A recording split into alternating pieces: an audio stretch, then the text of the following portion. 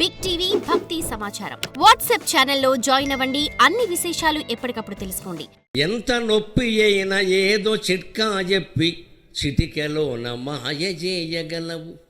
ఎంత నొప్పి అయినా ఏదో చిట్కా చెప్పి చిటికెలోన మాయ చేయగలవు. ధనము కోరనట్టి ధన్వంతరివి నీవు, ధనము కోరనట్టి ధన్వంతరివి నీవు, జన్మ దుఃఖ మార్పు జననివీవు. పెద్దవాళ్ళు ఇంట్లో ఉండడం వల్ల పిల్లలకి ప్రయోజనం ఏమిటో తెలుసా? ముందు వ్యాధులు దూరంగా ఉంటాయండి. వాళ్ళ జీవితంలో అనుభవాలు చాలా ఉన్నాయి. కడుపు నొప్పి, కాలు నొప్పి, తలనొప్పి ఏం వచ్చినా సరే చర్మ వ్యాధులకు ముఖ్యంగా వాళ్ళు వైద్యాలు చేస్తారు, విభూతి రాస్తారు, కొబ్బరి నూనె రాసుకోమని చెబుతారు, వెన్నపూస రాస్తారు.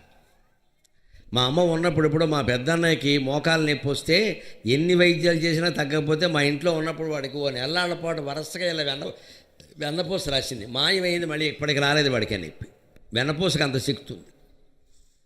అందుకే అప్పుడు నాకు అనిపించింది, ఎంత పెద్ద వ్యాధి వచ్చినా ఏదో చిట్కా చెబుతావమ్మా, ఏదో చిట్కా చెప్పి చిటికెలోనమ్మా అయజేయగలవు. జన్మ ధనము కోరనట్టి ధన్వంతరివి నీవు. ధన్వంతరి మన ఆయుర్వేద వైద్యానికి పితామహుడు. ఇవాళ డాక్టర్ల పరిస్థితి అందరికీ తెలుసు. మనం వెళ్ళాము అంటే అరెకరం అమ్మేసినట్టే లెక్క. మందులు రాస్తున్నారు, వీళ్ళు ఇళ్ళు బంగారంగానే. చిన్నపిల్లలు ఇంపోజిషన్ రాసినట్టే ఈ పేజీ ఆ పేజీ కూడా రాసేస్తున్నారు. ఉన్నది చిన్న రోగం, 2 పేజీలు మందులే.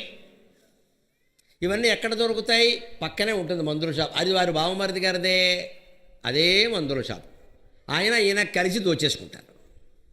అవసరం లేని మందులన్నీ రాస్తున్నారు. ఇవాళ చాలా పెద్ద గొడవగా ఉంది ఆ విషయం. అక్కడ విద్య పేరు మీద, వైద్యం పేరు మీద ప్రైవేట్లో జరుగుతున్న దోపిడీ భారతదేశంలో మరో దాంట్లో జరగలేదండి. ఈ రెండిట్లో మనం చాలా జాగ్రత్తగా ఉండాలి. విద్య, వైద్యం.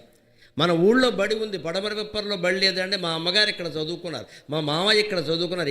ఏంటంటే నొప్పి మీరు ఊరికే వేరే ఊళ్ళు పంపిస్తారు దేనికి? ఇక్కడికే పిల్లల్ని ప్రభుత్వ పాఠశాలకు పంపించి నెలకోసారి వెళ్ళి తల్లిదండ్రులు అడగండి ఏం జరుగుతుందో, ఎందుకు బాగుండదో చూద్దామండి. ఖచ్చితంగా తల్లిదండ్రులు అడగాలి. మనం అడిగినా ఉండదు, వాళ్ళు పనిచేయరు. ఎందుకు వచ్చింది అన్నాం. ఇక్కడి నుంచి గూడెం వెళ్దాం, గూడెం నుంచేమో విజయవాడ వెళ్దాం, విజయవాడ నుంచేమో ఏకంగా అమెరికాకి వెళ్ళిపోవడం. ఎంత దూరం పారిపోతారమ్మా? మనకున్న వ్యవస్థను మనం సరి చేసుకోవాలి. కానీ ఎంతకాలం దేశం నుంచి తప్పించుకుంటాం ఇలాగా? అలాగే వైద్యం, ఆర్ఎంపీలు ఉండేవారు ఇదివరకు. ఏవో ఏపీసీ బిళ్ళలు అన్నట్టుగా ఇచ్చేవారు. వీళ్ళు బంగారంగా అదే మందో తగ్గిపోయేది, వెంటనే ఎంత బిళ్ళలు ఇచ్చేవారు. మలేరియా అని ఇంటికి వచ్చేవారు, గోడ మీద గీతలు గీసేవారు. అంతా బాగున్నారా అంటే బాగున్నారనే చెప్పేవాళ్ళం. ఏదో 4 బిళ్ళలు ఇచ్చేవారు. ఆ 4 బిళ్ళలు 4 వేసుకుంటే అంత బాగానే ఉండేవారు, రూపాయి ఖర్చు లేదు. ఇవాళ చిన్నది ఏదైనా వచ్చింది అనగానే ఇంక విప్పర్ నుంచి విజయవాడ, మళ్ళీ అక్కడ ఆగేది లేదు కారు. ఇంకా అక్కడికి వెళ్ళాక హైదరాబాద్ తీసుకుపోవాలన్న లాభం లేదు, ఎందుకంటే మొత్తం విప్పర్లో పొలం అమ్మేయాలి కదా. పెద్దవాళ్లే కనుక ఇంట్లో ఉంటే వైద్యం ఖర్చు బాగా తగ్గిపోతుందండి. ఇంకొక మాట చెబుతాను, పిల్లలు ఈవేళ తల్లిదండ్రులని ఎక్కడ ఉంచాలి అని వాటాలు వేసుకుంటున్నారు. చాలామంది ఇళ్లల్లో జరుగుతుంది ఇది. 2-3 కొడుకులు ఉంటారు, వాటాలు వేసుకుంటున్నారండి. 6 నెలలు నా దగ్గర, 6 నెలలు నీ దగ్గర. అది కూడా పర్వాలేదండి. ఇటీవల పత్రికల్లో వచ్చిన ఒక కథ మీరు చూశారో లేదో, పరమ దారుణమైన కథ. 4 కొడుకులు ఉన్నారు ఆ పెద్ద మనిషికి. 4 కొడుకులు.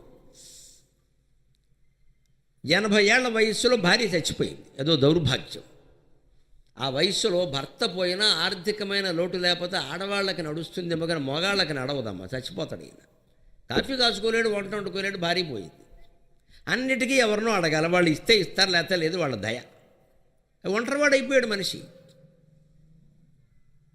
ఆ స్థితిలో 10 ఏళ్ళు గడిపాడండి పెద్ద కొడుకు ఇంట్లో. ఆ ఊళ్ళో ఉన్నాడు ఆయన.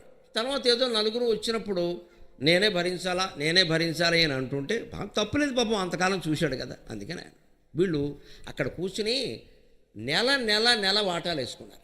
ఈ నెల జనవరి నెల నీ ఇంట్లో, ఫిబ్రవరి 2వ వాడు, 3వ వాడు మార్చి, 4వ వాడు ఏప్రిల్, మళ్ళీ మేలో పెద్ద అబ్బాయి ఇలా పెట్టుకున్నారు. ఈ మాటలు విన్నాడు ఆయన. నన్ను వాటాలు వేసుకుంటారా? నాకు ఇష్టం వచ్చిన చోట నాకు ఉండడానికి లేదా? 4 ఉన్నారు కదా, ఏదో వాళ్ళ ఇంట్లో శుభమో ఏదో వస్తే నేను వెళ్ళి ఉంటాను, మళ్ళీ ఇక్కడికి వస్తాను, రమ్మానాలు. కానీ అదేమిటిది ఈ వాటాలు? అందుకని నెలకోసారి వాటా వేయడం మరీ దారుణం కదండి. ఇప్పుడు నా వాటా వేసుకున్నాం, ఒక ఏడాది వెయ్యి, కనీసం ఆయనకు ఒక ఏడాది స్థిరంగా ఉన్నాను అనే భావన ఉంటుంది. అబ్బే తొందరగా వెళ్ళిపోవాలి ఇంట్లోంచి. పైగా కొంచెం ఈ పిల్లల్లో యువతరంలో ప్రవేశిస్తున్న ఒక భావన ఏమిటంటే తల్లినైనా చేరదీస్తారండి, కొంత తండ్రిని చేరదీయరు. ఎందుకంటే తల్లి చాకరీ చేస్తుంది, వంటింట్లోకి వెళ్ళిపోతుందిగా. ముందు తల్లి, పూర్వకాలపు తల్లి అంటే వంటింట్లోకి వెళ్ళిపోతుంది. అందుకని అమ్మ నువ్వు వచ్చే, ఎందుకంటే మనవరాలు ముడికి అడగడానికి, నన్ను మన్నించరు. మనవరాలకి డైపర్లు మార్చాలి కదా, మరి మగాడు ఈ పని చేయడు కదా. నువ్వు పెంచితే కానీ పిల్లలు పెరగము, చచ్చిపోవాలి ముసలావిడ. 90 ఏళ్ళు వచ్చిన దేవుడు, దయ్యం, ఆధ్యాత్మికత, ఆత్మజ్ఞానం ఏం లేదు, ఇక డైపర్లు మార్చడమే పని ఇక్కడ. అందుకని తల్లినైనా చూస్తారు, తండ్రిని చూడదు. తండ్రి మరి ఏం చేయలేడు కదా, ఆయన డైపర్లు మార్చలేడు, ఏం చేయలేడు. మరి అలా వదిలేస్తామా? నెల నెల వాటాలు వేసుకోవడాన్ని చూసిన తండ్రి భరించలేక రోజల్లా ఆవేదన చెంది, ఒరే బయటికి వెళ్ళి వస్తాను రా అని వెళ్ళి 2 రోజులు కనపడలేదండి.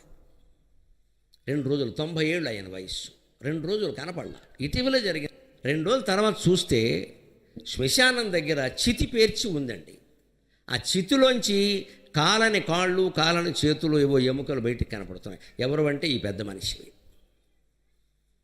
ఆయన అదే ఊరు బయటకు వెళ్ళి తనే చితి పేర్చుకొని అందులో దూకేసాడండి. ఆయన, నా కొడుకులు నన్ను వాటాలు వేసుకుంటారా, అది కూడా నెల నెల వాటాలా, నెలనాళ్ళు కూడా నన్ను ఎవడు భరించలేడా, ఎందుక? పైగా ఆయనకు ఆస్తి ఉంది, ఆస్తి ఇచ్చాడు, ఇవ్వడం తప్పైపోయింది అంతే. ఆయనకి పింఛన్ వస్తుంది, పింఛన్ కూడా లాక్కుంటున్నారు. 3,000 4,000 ఇస్తున్నారు, అది కూడా లాక్కుంటున్నారు. నా ఆస్తి ఇచ్చేసానా, నా పింఛన్ వాళ్ళే తీసుకుంటున్నారా, నేను భారం అయిపోయానా, నన్ను వాటాలు వేసుకుంటారా,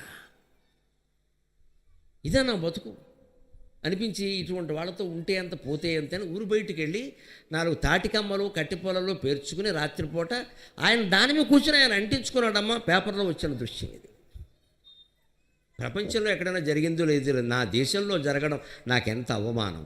అందుకే 10 రోజుల క్రితం జరిగిన ఈ ఘట్టాన్ని ఇప్పటి వరకు నేను 3 సభల్లో చెప్పాను పనిగట్టుకుని. చెప్పిందే అయినా సరే నాకు చాలా గుండె కోసినట్టు అయిపోయింది ఒక్కసారిగా.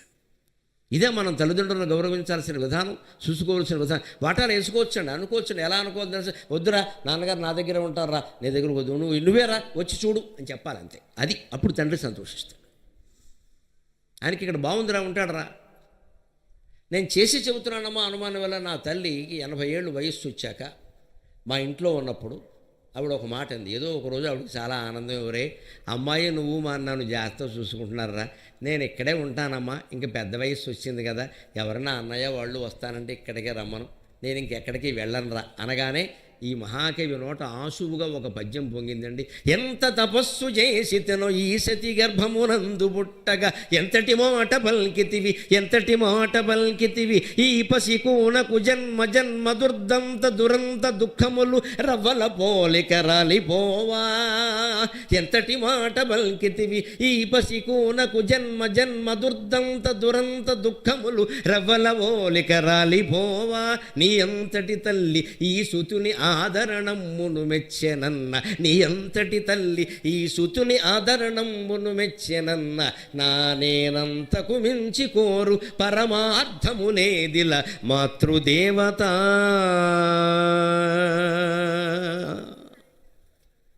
ఎంతటి మాట పలికితివి. నాకు అవధానాల్లో ఆసువుగా పద్యం చెప్పడం అలవాటు కాబట్టి మా అమ్మ ఆ రోజుల్లో ఎప్పుడో 80 ఏళ్ల వయస్సు ఉన్నప్పుడు ఇప్పుడు 20 ఏళ్ళు దాటిపోయిన వృత్తాంతం ఇది. అప్పుడు ఒక్కసారిగా ఒరే నాకు ఇక్కడ చాలా బాగుందిరా, నువ్వు శారద నన్ను చాలా బాగా చూసుకుంటున్నారా, నేను ఇక్కడ ఉంటానమ్మా, నేను ఇంక ఎక్కువ ప్రయాణాలు చేయలేను, ఎవరన్నా వస్తే అందరూ మంచివాళ్ళేనమ్మా అన్నదమ్ములు, కానీ వాళ్ళే ఇక్కడికి రమ్మనరా అని అంటే, నాకు ఈ సర్టిఫికెట్ ఇస్తేనమ్మా నాకు తెలుగు విశ్వవిద్యాలయంలో నేను సర్వప్రథమ స్థానాన్ని సంపాదించినప్పుడు ఎన్టీ రామారావు గారు నా మెడలో ఈ పథకం వేసినప్పుడు నేను ఎంత ఆనందించానో, నా తల్లి ఇచ్చిన సర్టిఫికెట్కి నేను అంత ఆనందించాను. అప్పటికి పద్మశ్రీలు అవన్నీ నన్ను వరించలా 20 ఏళ్ల క్రితం మాట. కానీ ఎన్టీ రామారావు గారు అప్పుడే 89వ సంవత్సరంలోనే ఆయన ముఖ్యమంత్రిగా ఉన్నప్పుడు నేను తెలుగు విశ్వవిద్యాలయంలో మొత్తం యూనివర్సిటీ ఫస్ట్ సర్వప్రథమ స్థానాన్ని సాధిస్తే మహానుభావుడు ఎన్టీఆర్ 100వ జయంతి సంవత్సరం కాబట్టి చెప్పుకోవలసిన మాట, ఈయన స్వర్ణ పథకం వేశాడు. ఆ రోజు నుంచి ఆయన చెయ్యి మంచిదమ్మా, నేను బంగారం కొనడమే కానీ అమ్మడం జరగలేదు. పథకాలు, కంకణాలు, గండపెండేరాలు రావడమే కానీ వెళ్ళడం అనేది జరగలేదు, కొనడమే కానీ అమ్మడం అనేది జరగలేదు. సహృదయంతో ఒక పెద్ద మనిషి మనకిస్తే అదంతా ఉపయోగిస్తుంది. ఆయన హృదయం ఉంది, అందులో డబ్బు కాదు, అక్కడ ఆయన హృదయం. ఆ పథకం నా మెడలో వేస్తూ ఆయనకి ఎంత జ్ఞాపక శక్తి అంటే నాకు ఆశ్చర్యం. అంతకుముందు 1 ఏడాది క్రితం నేను ఆ యూనివర్సిటీలో పరీక్ష రాశాను ప్రవేశం కోసం. అడ్మిషన్ టెస్ట్ అంటారు కదా, పిహెచ్డీలో ప్రవేశానికి ఏదో పరీక్ష రాసి, ఆ పరీక్షలో నేను అందరిలో మొత్తం రాష్ట్రంలో స్టేట్ ఫస్ట్ వచ్చాను. అది ఆయనకి ఎలా తెలిసిందో, ఆయనకి ఎలా గుర్తుందో తెలియదు. ఈ పథకం వేసేటప్పుడు మీరు అడ్మిషన్ టెస్ట్లో, మీరు ఎంట్రన్స్ టెస్ట్లో మీరు సర్వప్రథమ స్థానం సాధించారు నరసింహారావు గారు, మళ్ళీ ఇప్పుడు కూడా సర్వప్రథమ స్థానం సాధించారు, నాకు ఆనందంగా ఉంది అన్నాడు. నీ జ్ఞాపక శక్తి బంగారంగా అనుకున్నాను. ఆ మొట్టమొదటిసారి ఆ ప్రథమ స్థానం సంపాదించినప్పుడు ఆయన అన్నట్టు ఎవరితో, నారాయణ రెడ్డి గారు అప్పుడు వీసీగా ఉండేవారు దానికి, ఈ కుర్రాడు తర్వాత కూడా ప్రథమ స్థానమే వస్తాడండి అన్నట్టు. ఆయన వాక్యం ఫలించిందమ్మా, నేను మళ్ళీ ప్రథమ స్థానం. ఈ పథకం 89లో నాకు వేసినప్పుడు నాకు ఎంత ఆనందం కలిగిందో, 80 ఏళ్ల వయస్సులో ఆ తర్వాత 3 ఏళ్లకో 4 ఏళ్లకో మా అమ్మ, నేను నీ దగ్గర ఉంటానరా, నాకు చాలా ఆనందంగా ఉంది, నువ్వు బాగా చూసుకుంటున్నావు అంటే అప్పుడు నాకు అంత ఆనందం కలిగింది. ఎంతటి మాట బల్కితివి ఈ పసికూనకు జన్మ జన్మ దుర్దంత దురంత దుఃఖములు రవ్వలవోలిక రాలిపోవా. చిన్నపిల్లాడమ్మా, ఇప్పటికీ నేను ఎన్నేళ్ళు ఉన్నా తల్లికి, ఢిల్లీకి రాజైనా తల్లికి కొడుకే అన్నారు. జన్మ జన్మల దుర్దాంత దురంత దుఃఖాలన్నీ రవ్వల్లాగా రాలిపోతాయమ్మా, ఈ ఒక్క మాట చాలు. తల్లి నుంచి తండ్రి నుంచి ఈ యోగ్యతాపత్రం పొందగలిగా ఉంటే ప్రపంచంలో అంతకంటే పెద్ద బిరుదు ఏదైనా ఉంటుందా నీ కొడుకు కానీ కోడలకు కానీ? ప్రపంచంలో అంతకంటే పెద్ద బిరుదు ఏదైనా ఉంటుందా? నీ అంతటి తల్లి ఈ సుతుని ఆదరణంబును మెచ్చెనన్న 18 ఎకరాల జమీందారు భార్య, సొంత ఇంట్లో పెరిగింది, సొంత ఇంట్లోనే భర్త దగ్గర కూడా సొంత ఇంట్లోనే ఉంది. ఆవిడ ఎప్పుడు అద్దిల్లు అంటే ఏమిటో ఆవిడకి తెలియదు. 100 కాసులు బంగారం ఉండేది నా తల్లికి, అంతటి ధనవంతురాలు ఆవిడ. పుట్టిల్లు బంగారమే, అత్తిల్లు బంగారమే. వీళ్ళు ఎప్పుడూ ఏ లోటు చేయలేదు. మా తాతగారు ఉన్నప్పుడు అంతే, మా మామయ్య కూడా అంతే. మా అమ్మ వస్తే ఎంత పెట్టగలదో అంతా పెట్టేసి పంపించడమే. మాకు మా అమ్మకి అందరికీ కూడా మళ్ళీ ఓ 3 నెలలకు సరిపడ కందిపప్పు మినపప్పు కూడా బండి మీద వేసి పంపేవారు. అప్పట్లో వీళ్ళకి 3 జతల బళ్ళు ఉండేవి, పెద్దెడ్లు, చెన్నెడ్లు, మైసూరెడ్లు అనేవాళ్ళు. ఏ బండి కావాలో మమ్మల్ని అడిగి ఆ బండి నిండా సరికేసి పంపేవాడు ఆయన. ఇంట్లో వచ్చి మా అక్క వచ్చింది. మేము అక్కడ 7 సంతానం కదా, అందరికీ సరిపడ పంపేయడమే. బియ్యం బస్తాలు, ఆ చివరికి ఆకుకూరలు ఉంటే ఆకుకూరలు కూడా పంపేయడమే. అంతటి జమీందారుల ఇంట్లో పుట్టింది, అంతటి జమీందారుల ఇంట్లో పెరిగింది. అందుకని నీ అంతటి తల్లి సుతుని ఆదరణమును మెచ్చెనన్న. నేను ఎక్కడ ఉంచాను ఆవిడ్ని? నా ఉద్యోగాలు రీత్యా, అవసరాలు రీత్యా అద్దెళ్లలోనే ఉంచాను. మరి చివరెప్పుడో ఓ 10 ఏళ్ల పాటు నా సొంత ఇంట్లో ఆవిడ కన్ను మూసింది. కానీ అంతవరకు నాకు అద్దె తప్పదు, ఊళ్ళు మారుతుంటే నాతో పాటు ఆవిడ వచ్చింది. అందుకే నేను మాత్రం ఏం చేశానమ్మా, సొంత ఇంట్లో పెరిగి నిన్న అద్దెంట్లో పెంచాను నేను. ఏం చేస్తాం, ఎప్పుడు నాన్నగారికి ఆబ్దికం పెట్టినా వసతి గృహే అనడమే, స్వగృహే అనలేకపోయేవాళ్ళం. తర్వాత అనేవాళ్ళం. అందుకే నువ్వు చెప్పావు, నేను ఇంతకు మించి కోరు పరమార్థము లేదెల మాతృదేవత. ఒక కొడుక్కి, ఒక కోడలకి ఇంతకంటే కావలసిన యోగ్యతాపత్రం లేదండి. ఎంతమంది దేవతలు మన అనుగ్రహించారు అనేది ముఖ్యం కాదు, తల్లిదండ్రులు అత్తమామలు అనుగ్రహించారా లేదా అనేది ముఖ్యం. భారతీయ కుటుంబ వ్యవస్థని మనం కాపాడుకోవాలి. ఇంకొక మాట చెబుతాను, మనం 8 ఏళ్ల పిల్లకి పుట్టినరోజు చేయడానికి 80,000 ఖర్చు పెడతామండి. మన మనస్తత్వంలో ఉండే ఒక పెద్ద లోపం ఇది. 1 ఏడాది అమ్మాయికి, 2 ఏళ్ల అబ్బాయికి, 3 ఏళ్ల అమ్మాయికి, 4 ఏళ్ల అబ్బాయికి, వీళ్ళకి పుట్టినరోజులు చేస్తామండి. ఫంక్షన్ హాల్ బుక్ చేస్తాం, 10 లక్షలు ఖర్చు పెడతామండి. పెద్ద పెద్ద కార్డులు వేస్తాం, అందరినీ పిలుస్తామండి. పుట్టినరోజుకి ఇంత సంరంభం అవసరమా? అసలు పుట్టినరోజు, పెళ్లి రోజు, శోభనమో వాడికి ఏమైనా తెలుసా? ఉయ్యాల్లో ఉన్నవాడికి ఇదంతా మన కోసమేగా. అనుమానం ఏదైనా ఉందా? వాళ్ళ కోసం కాదండి, మన కోసం. ఇది వాళ్ళ మీద ప్రేమ కాదు. వాళ్ళ మీద ప్రేమ ఉంటే 10 రూపాయలతో దీపం పెట్టించి మిఠాయి అంటే మా నోట్లో పెట్టి మిగిలిన 9,99,990 రూపాయలు వాడికి ఇవ్వాలి. అది ప్రేమ అంటే, అది ప్రేమ.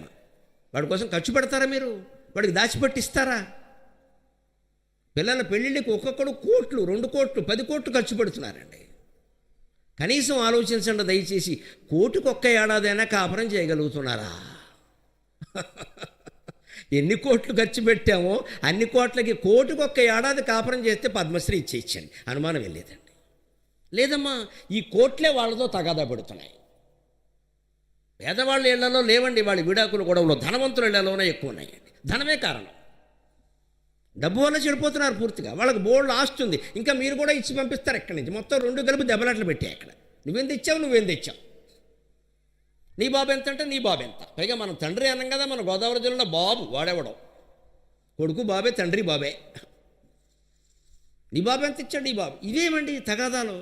ఏమీ ఇవ్వకుండా ఉండేవాళ్ళు గొడవ లేదండి. కూలి పని చేసుకునే అత్తగారు ఉందనుకోండి, కోడలు రాగానే అయింది భాగం తర్వాత పద పొలానికి వెళ్ళాలని లాక్కెళ్ళిపోతుంది అక్కడ. అత్తగారితో పాటు గొడవలు వేసుకుని వెళ్ళడమే అక్కడ. చేసేది ఏం లేదు ఇంకా, లేకపోతే నడవదు. అన్ని రకాల సామాన్లు కొని అన్ని కోట్లు కట్నం ఇచ్చి అన్ని కోట్లు ఖర్చు పెట్టి పంపిస్తే 10 ఏళ్ళు కాపురం చేయట్లేదండి ఈవేళ.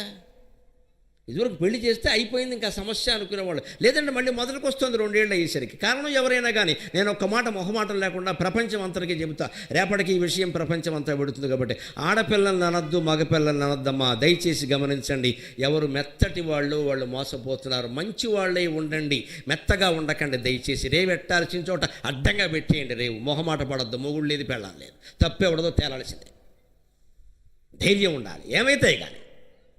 ఎంతకాలం పడతాం ఈ హింస? మెత్తటి వాళ్ళు మోసపోతున్నారమ్మా. ఆడవాళ్ళని అనను నేను, మగవాళ్ళని అను. మగాడు కనుక కాస్త మెత్తటి వాడైతే ఇంకా జుట్టట్టుకుని ఆడిస్తున్నారు వాడిని. మీ అమ్మ రావడానికి వెళ్ళేది మా అమ్మే ఉంటుంది ఇక్కడ, అంతే. అదే పొద్దు ఆడపిల్ల కాస్త సంప్రదాయబద్ధంగా పెరిగి ఏదో పక్కచూపులు ఏమీ లేకుండా అదేదో చదువుకుని చక్కగా తల్లి చెప్పినట్టుగా అక్కడ కాపురం చేసుకుంటే దాన్ని వాడు అప్పుడే 2వ కేసు పెట్టేస్తున్నాడు. అక్కడ లోకు కట్టాడు. వెళ్ళ వినయంగా ఉండాలని లోకు కట్టాడే పెద్ద మనిషి, గుణపాఠం చెప్పాల్సిందే. ఎవరు మెత్తటి వాళ్ళైతే వాళ్ళు మోసపోతున్నారు. అందుకే కలియుగంలో మనం నేర్చుకోవాలి, మంచి వాళ్ళంగా మనం ఉండాలి, మెత్తక వాళ్ళంగా ఉండద్దండి. ఎవరి దగ్గరైనా మనం గట్టిగానే ఉండాలి. పని మనిషి దగ్గరైనా సరే అది మానేస్తానంటే నీ అవసరం, మానేస్తే మానేసుకో, నువ్వు లేకపోతే ఏం ఆగదు ఇక్కడ. అలాగే మానేయకే మన నెత్తిమే ఎక్కుతుందమ్మ వచ్చి ఇక్కడ. రేపు చుట్టాలు వస్తారు కూడాను, కొంపలంటుకుపోతే చుట్టాలు వస్తాయి. పని మనిషి విషయంలో కూడా మనం ధైర్యంగా ఉండలేము. అంత బెంగ అవసరమా? లోకు కట్టింది, ఇలా చేసుకోలేదు, చచ్చినట్టే 1000 రూపాయలు పెంచడమే ఎక్కడ?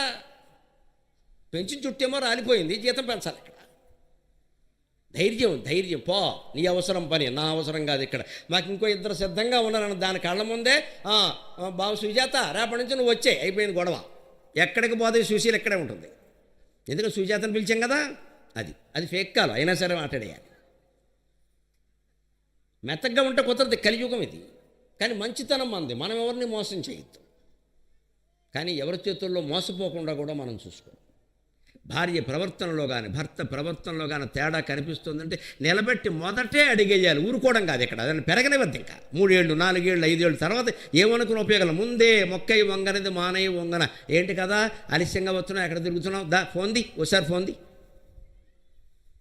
తెలిసిపోతుంది అక్కడ. భార్యకి చూపించడానికి భర్త సంకోచిస్తున్నాడంటే సంథింగ్ ఈజ్ దేర్. భర్త చూడడానికి భార్య అనుమానిస్తుంది, ఒప్పుకోవట్లేదు, సంథింగ్ ఈజ్ దేర్ తెలాల్సిందే. అది మొదట్లోనే తేలిపోవాలి. అందుకని ఎవరి ప్రైవసీ వారిదండి, ఎవరినేమంటామండి. ఎవరో ఒకరు బతుకు నాశనం అయిపోతుందమ్మా. ఎవరు మెత్తటి వాళ్ళైతే వాళ్ళే మోసపోతారు. మెతకదనం ఈ రోజుల్లో గొప్ప గుణం కాదు. అమాయకత్వం, మెతకదనం పిల్లలకు ఉండకూడదు. ధైర్యంగా పెంచాలి. ధైర్యంగా తప్పు చేస్తే ఎదుటివాడిని అడగాలి, నిలబెట్టి అడగాలి. జీవితం ఏమైనా కానీ పర్వాలేదు. అడగరు, ఏమైనా పడతారు అంటే ఎన్నైనా చేస్తారు. ఈ ధైర్యాన్ని పిల్లలకి ఇవ్వాలి ఖచ్చితంగా, అప్పుడే వాళ్ళు ఉంటారు. అందుకే ఎప్పటి నుంచి మొదలవుతుందో తెలుసా? పిల్లల పుట్టినరోజులకి విపరీతంగా ఖర్చు పెట్టడం మానేయండి. తగినంత ఖర్చు పెట్టండి. అంతేకాదు వాళ్ళ కళ్ళెదురుగానే 80 ఏళ్ల తల్లికి తండ్రికి పుట్టినరోజులు చెయ్యండి. వాళ్ళకి పెద్దలంటే గౌరవం ఏర్పడుతుంది. అందుకే మన సంప్రదాయంలో ఉన్నదేమిటో తెలుసా? షష్ఠిపూర్తి ఉంది, 60 ఏళ్ళకి చేస్తాం ఎలాగో. ఆ తర్వాత షష్ఠిపూర్తికి వాళ్ళే చేసుకుంటారు, ఏముంది పెద్ద విషయంగా. 80 ఏళ్ళు వస్తాయండి, ఓపిక ఉండదు. అప్పుడు పిల్లలే చేయవలసిన గొప్ప పండుగ ఏమిటో తెలుసా? సహస్ర చంద్ర దర్శనం. 80 సంవత్సరాల 8 మాసాలు దాటాక చేయొచ్చు దాన్ని. 1000 నెలలు 80 సంవత్సరాల 8 మాసాలు మన తెలుగు పంచాంగం ప్రకారం అధిక మాసాలు కూడా ఉంటాయి కాబట్టి 80 సంవత్సరాల 8 మాసాలు దాటగానే మీ తల్లికి కానీ మీ తండ్రికి కానీ మీరు సహస్ర చంద్ర దర్శనం చెయ్యాలి. అప్పుడు ఓపిక ఉన్నవాళ్ళు జమీందారులు 1000 జతల బట్టలు పేదవాళ్ళకి దానం ఇప్పించాలి వాళ్ళ చేతే. 1000 జతలు, సహస్ర అంటే 1000, రాజీ కుదరదు ఇక్కడ. చంద్ర దర్శనం అన్నారు దాన్ని. ఇది ఎవరు చేయాలో సాధారణంగా జీవితం అంతా ఒక నియమంగా పెట్టారు మనకి. ప్రతి పున్నమి నాడు బయటకు వచ్చి దంపతులిద్దరూ చంద్రుణ్ణి చూసి దండం పెట్టుకుని పేదవాళ్ళకి 1 జత బట్టలు దానం చేయాలి. మగాడికి 1 పంచే కండువా, ఇప్పుడైతే ప్యాంటు చొక్కా ఏదైనా పర్వాలేదు. ఆడాళ్ళకు చీర రవిక, అయితే వాళ్ళు ఏం వేసుకుంటే అది 1 జత ఇచ్చి చంద్రుడికి దండం పెట్టించాలి. చంద్రమాహ వస్త్రప్రియక. చంద్రుడికి వస్త్రం అంటే ఇష్టమరా? అందుకని వస్త్రం దానం, చంద్రుడి పేరు మీద వస్త్రం ఇచ్చామమ్మా, దానివల్ల మీకు ఇప్పుడు బట్టలు లోటు ఉండదమ్మా అని పిల్లలకి చెప్పి వాళ్ళ చేత దానం చేయిస్తే వాళ్ళకు గుర్తుండిపోతుంది. ఖచ్చితంగా ప్రతి పొన్నమ్మ నాడు మా అమ్మ చేసేది మా నాన్నగారు చేశారు, నేను కూడా అని ఈ పిల్లలు పెరిగిన తర్వాత తల్లిదండ్రులకి 80 ఏళ్ళు రాగానే, 80 సంవత్సరాలు 8 మాసాలు దాటగానే లెక్కబట్టి సహస్ర చంద్ర దర్శనం అని చేశారు. మా అమ్మకి 80 ఏళ్ళు దాటగానే ఆ పండగను నేను ఇంట్లోనే చేశాను. నేను పద్యాలు చెబితే చాలు, వేరే ఏం అక్కల, పెద్ద వేదికలు మీటింగులు ఆవిడ ఎప్పుడూ కోరుకోలేదు. అందుకని 80 ఏళ్ళ 88 సంవత్సరాలు దాటే ముందు ఒకసారి ఏమిటో 80 ఏళ్ళు దాటిపోతున్నాయరా ఇంకెన్నాళ్ళు అని ఆవిడంటే నాకు అనిపించింది, 80 ఏండ్లు దాటెనని ఎలా వచించదవమ్మ, 80 ఏండ్లు దాటెనని ఎలా వచించదవమ్మ, దేహమే వణకుచునుండే, దేహమే వణకుచునుండే, నాకు నిధి పండుగ చేయుటో గుర్తు చేయుటో, నాకు నిధి పండుగ చేయుటో గుర్తు చేయుటో, నినుగని 1000 మార్లు తన నీరసమున్ విడే నిండు చంద్రుడే, నినుగని 1000 మార్లు తన నీరసమున్ విడే నిండు చంద్రుడే, ననుగన నిమ్ము అమ్మా ననుగన నిమ్ము, నీదు కరుణంగన నిమ్ము శతాధికాబ్దముల్. ఆ వయస్సు దాటడానికి ముందు 80 ఏళ్ళు దాటిపోతున్నారా ఇంకెన్నాళ్ళు అంటే, అమ్మా నువ్వు నాకు పండగ చేస్తున్నావా గుర్తు చేస్తున్నావా? సహస్రచంద్ర దర్శనం అనే పండగ అయితే పర్వాలా చేస్తా, కానీ గుర్తు చేస్తున్నావా రేపో మాపో అన్నట్టుగా అది నేను తట్టుకోలేను. కానీ అప్పుడు నేను అన్నమాట ఏమిటో తెలుసా, అందరూ అదే విషయం తెలుసుకుంటే ఆనందంగా ఉంటారు. చంద్రుడిని ఎందుకంటే దర్శించడం, సూర్యుని దర్శించమని చెప్పలేదు. చంద్రుల్లో వృద్ధిక్షయాలు ఉన్నాయి, గమనించండి. శుక్లపక్షంలో పెరుగుతాడు, కృష్ణపక్షంలో తరుగుతాడు. మన జీవితంలో కూడా వృద్ధిక్షయాలు తట్టుకోవాలంటే చంద్ర దర్శనం చెయ్యాలి, ఆ తత్వం గ్రహించాలి. చంద్రుడిని చూశాకే మాకు పిల్లలు పుట్టారు, చంద్రుడు పిల్లల వల్ల పిల్లలు పుట్టరమ్మా, దీనికి పిచ్చి నమ్మకాలు పెట్టుకోవద్దు. నీకు పిల్లలు కలగడానికి చంద్రుడికి ఏం సంబంధం లేదు, కావాలంటే ఎంక్వైరీ కమిషన్ వేసుకో. ఈ నమ్మకాలు కాదండి కావాల్సింది. చంద్రుడిని మీరు గమనించండి, శుక్లపక్షం ఏమవుతాడు, పెరుగుతాడు. పాడ్యమనాడు ఉన్నట్టు ఉండడు, పెరుగుతూ వస్తాడు. పున్నమనాడు 16 కళ్ళతో నిండుగా కనపడతాడు, మళ్ళీ అక్కడి నుంచి తరుగుతాడు. అంటే మన జీవితంలో కూడా పెరుగుదల తరుగుదల ఉంటాయి, నువ్వు తట్టుకోవాలి. ఇది చంద్రదర్శనం వల్ల ప్రయోజనం. నువ్వు తట్టుకోవాలి, పిల్లలకి చెప్పాలి చంద్రుడు పెరుగుతాడరా, మళ్ళీ 15 రోజుల తర్వాత తరుగుతాడరా. మనకు కూడా అలాగే సుఖాలు వస్తూ ఉంటాయి, కష్టాలు వస్తూ ఉంటాయమ్మా, ఆరోగ్యాలు ఉంటాయి, అనారోగ్యాలు ఉంటాయి, ఆస్తులు ఉంటాయి, అప్పులు ఉంటాయి, తట్టుకోవాలమ్మా అని పిల్లలకు అమ్మా తట్టుకోవాలా, తట్టుకోవడం అంటే ఏంటి అని ఏదో అంటాడు, చెప్పడమే. అలా పిల్లలతో అనుబంధం పెంచుకోవాలి. మీ స్కూల్లో అడుగు, గూగుల్లో నొక్కు, ఇది కాదు చెప్పాల్సింది. ఇక్కడ గూగుల్లో నొక్కడం ఏంటి, తల్లి ఏం చేసినట్టు తండ్రి ఏం చేసినట్టు. చంద్రదర్శనం వల్ల ప్రయోజనం ఏమిటి అంటే ఉత్తేజం మనం పొందాలి. సూర్య దర్శనం వల్ల నేరుగా ఉత్తేజమే పొందుతాం. ఎందుకు? సూర్యుడికి వృద్ధిక్షయాలు లేవు, ఎప్పుడూ ఒకలాగే ఉంటాడు. సూర్యుడు మబ్బుల్ని కమ్మాడు, మబ్బులు సూర్యుడిని కమ్మలేదండి, అజ్ఞానంతో మాట్లాడద్దు. మబ్బులు సూర్యుడిని కమ్మలేవు, మబ్బులు ఎక్కడో ఉన్నాయి, సూర్యుడు ఎక్కడో ఉన్నాడు. మబ్బులు మన కళ్ళకి అడ్డంగా వచ్చాయమ్మ. మన కళ్ళని మబ్బులు కమ్మడం వల్ల సూర్యుడు కనపడలేదు, కానీ సూర్యుని మబ్బులు కండమేవాడు, సూర్యుడిని ఏ మబ్బులు కమ్మలేవు. అంచేత సూర్య దర్శనం వల్ల ఉత్తేజం పొందాలి. చంద్ర దర్శనం వల్ల ఏం పొందాలి? కష్టసుఖాలకు తట్టుకునే శక్తి పొందాలి. అదే కదా లలితా సహస్రంలో ఉండదు, క్షయ వృద్ధి వినిర్ముక్త క్షేత్రపాల సమర్చిత, క్షేత్రస్వరూప క్షేత్రేషి క్షేత్రజ్ఞపాలిని క్షయవృద్ధి వినిర్ముక్త క్షేత్రపాల సమర్చిత. లలితా సహస్రంలో ఉందా లేదా? క్షయవృద్ధి వినిర్ముక్త. చంద్రుల్లో క్షయం ఉంది, వృద్ధి ఉంది. అమ్మవారిలో ఆ రెండూ లేవు, ఎప్పుడూ వృద్ధి. అంచేత భగవంతుడు నమ్ముకుని మనం చంద్ర దర్శనం చేస్తే కష్టాల్లో కూడా తట్టుకుని ఉండగలం. ఇలా 80 ఏళ్ళు తట్టుకున్న తర్వాత వస్త్రదానం చేయడం ఎందుకో తెలుసా? వస్త్రం ఎప్పటికప్పుడు ఏ రోజుకు ఆ రోజే తీసేస్తాం, గమనించండి. 1 లేదా ప్రయాణాల్లో అయితే 2 రోజులు మించి ఏ వస్త్రము ఉపయోగించకూడదు. ఉపయోగిస్తే దరిద్రం పట్టినట్టే లెక్క. ముందు అనారోగ్యాలు వస్తాయి. 1 మహా అయితే 2 రోజులు. ఇక్కడ మాబోటికి వెళ్ళడం, ప్రయాణాల్లో ఉంటాం, మాకు తప్పదు.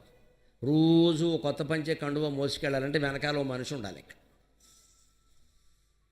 అలాగ మనం ఏదైనా ప్రయాణాల్లో ఉంటే వీలైనంత తక్కువ సామాను ఉండాలి కాబట్టి ఏదో గడిపేస్తాం అలాగా. లేకపోతే సాధారణంగా 1-2 రోజులు మించి ఒకే బట్ట తొడకూడదు. కట్టి విడిచిన బట్ట కట్టడే రాజు, ఆ ధర్మనందనునే విడువలేను, ఆడినట్టి జలకమాడడే రాజు, ఆ ధర్మనందనునే విడువలేను, అలికినట్టి గడప దాటడే రాజు, ఆ ధర్మనందనునే విడువలేను, సభలోన పక్షము పలుకడే రాజు, ఆ ధర్మనందనునే విలువలేను, ఆడినట్టి మాట తప్పడే రాజు, ఆ ధర్మనందనునే విడువలేను. మా అమ్మగారు మాకు నేర్పిన పాట ఇది.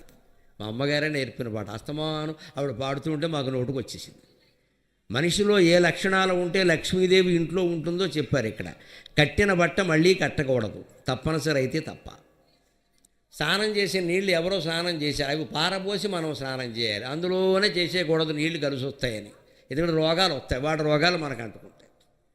అలికారు గడప దగ్గర నీళ్లతో కళ్ళాపి చల్లారు. ముగ్గేసే వరకు అక్కడి నుంచి వెళ్ళకూడదు, ఆడవాళ్ళు వెళ్ళనివ్వరు, ఇప్పటికీ చెబుతారు ముగ్గేసే వెళ్ళమంటారు.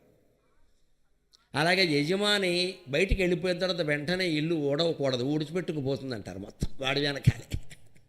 వాడు ఉండగానే పని మనిషిని ఊడిచేసి వెళ్ళమని చెప్పాలి, ఆయన వెళ్ళాక ఊడిచేయకూడదు ఇక్కడ. ఇలా కొన్ని ఉన్నాయి సంప్రదాయాలు. ఎందుకంటే ఆరోగ్యాలు బాగుంటాయి, ఆరోగ్యం బాగుంటే సంపద వస్తుందండి. అనారోగ్యంతో ఉంటే సంపద ఎక్కడది? ఆరోగ్యంతో బాగుంటేనే కష్టపడగలం, కష్టపడితేనే సంపద వస్తుంది. అనారోగ్యం వస్తే సంపద రాకపోగా ఉన్న డబ్బులు పోతాయి. వీటితో పాటుగా మనకేం చెప్పారు? సభలోన పక్షము పలుకడే రాజు. ఎప్పుడు మన ఏదైనా న్యాయమైన తీర్పు చెప్పమని చెబితే ఏది ధర్మమో అది మాట్లాడాలి. మనవాళ్ళు కదా అని వెనకేసుకు రావద్దు. అటువంటి వాడి ఇంట్లో లక్ష్మీదేవి ఉంటుంది. ఆడినట్టి మాట తప్పడే రాజు. ఎవరికి ఏ మాట ఇచ్చినా సరే మనం నెరవేర్చుకునే ప్రయత్నమే చెయ్యాలి పూర్తిగా. ఆ విషయంలో శ్రీ మహావిష్ణువుకి చిన్నపిల్లకి తేడా లేదు. ఒక 3 ఏళ్ల పిల్లతో తల్లి కానీ తండ్రి కానీ నిన్ను సాయంత్రం బయటికి తీసుకెడతానంటే తండ్రి సమస్తమైన పనులు మానేసుకుని వచ్చి ఆ పిల్ల ముందు అటెండ్ అయ్యి, అమ్మా నేను తీసుకెడతానని చెప్పాను కదా, తప్పకుండా రామ్మా అని తీసుకెడితే ఆ పిల్ల మనస్సులో పడిపోతుందమ్మా, నా తండ్రి మాట తప్పలేదు, నా తండ్రి మాట తప్పలేదు, నేను కూడా నా తండ్రికి ఇచ్చిన మాట తప్పకూడదు. ఎందుకంటే ఆ పిల్ల పెద్దదే కాలేజీకి వెళ్ళాడు, అమ్మా రోజులు బాగా లేవమ్మా, పెద్దవాడిని చెబుతున్నాను జాగ్రత్తగా ఉండని తండ్రి చెబుతాడు కదా, ఆ మాట తప్పదండి పిల్ల ఖచ్చితంగా. ఎందుకంటే తండ్రి అమ్మాయికి ఇచ్చిన మాట తప్పలేదు. ఆ చిన్నపిల్లే కదా ఏమనుకుంటుంది అని మనం అశ్రద్ధ చేసామనుకోండి, పెద్ద అయిన తర్వాత వాళ్ళు బోళ్ళు మాటలు తప్పాడు మా డాడీ పోనే ఏంటటా అని తప్పిస్తుంది. ఆ అవకాశం పిల్లలకి ఇవ్వకూడదండి. సత్యం ధర్మం ఈ రెండు కళ్ళుగా పెంచాలమ్మ పిల్లల్ని, అప్పుడే వాళ్ళు బాగుంటారు. నా తల్లి మమ్మల్ని అలాగే పెంచింది. అందుకే నేను అన్నానమ్మ, చంద్రుడిని చూస్తే ఏదో ఉత్తేజం కలుగుతుంది అంటారు. అసలు చంద్రుడికి నీకు ఉత్తేజం చంద్రుడి వల్ల కలగడం కాదమ్మా, 80 సార్లు 1000 సార్లు నిన్ను చూడడం వల్ల చంద్రుడికే ఉత్తేజం బాగా కలిగి ఉంటుంది అన్నాను నేను. నినుగనివి 1000 మార్లు తన నీరసమున్ వీడే నిండు చంద్రుడే. నువ్వు ఎన్నో కష్టాలకు తట్టుకుని ఎప్పుడూ నిండు చందమామలా వెలుగుతూ ఆనందంగా మమ్మల్ని పెంచడం వల్ల బహుశా నీ ముఖం చూసి చంద్రుడు కోల్పోయిన కాంతిని మళ్ళీ పొంది ఉంటాడమ్మా. చంద్రుడు ఎవడు నీకు కళ ఇవ్వడానికి నువ్వే ఆయనకి కళలు ఇచ్చుంటావు. నినుగని 1000 మార్లు తన నీరసమున్ వీడే నిండు చంద్రుడే నను గణనిమ్ము నీదు కరుణం గణనిమ్ము శతాధికాబ్దముల్. For more videos like this, subscribe Big TV channel.